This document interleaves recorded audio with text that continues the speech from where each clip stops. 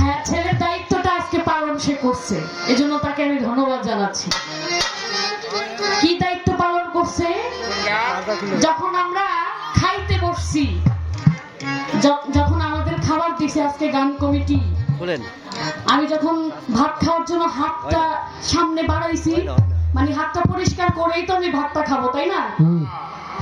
তো বাপে আমার করছে কি, মানে গ্লাসটা নিয়ে পানিটা ঢাইলে আমার হাতে দিছে, মানে আমার হাতটা ধোয়াই দিছে।